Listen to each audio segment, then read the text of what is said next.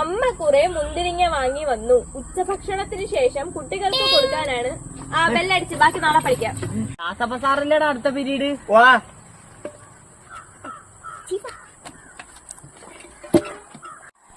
നീ നല്ലപോലെ തല കെട്ടിയിരുന്നല്ലേ ചക്കി? അതിനിപ്പോ വേറെ സ്റ്റൈലിൽ കെട്ടാൻ. ഓ സാറിപ്പ വരുവേ.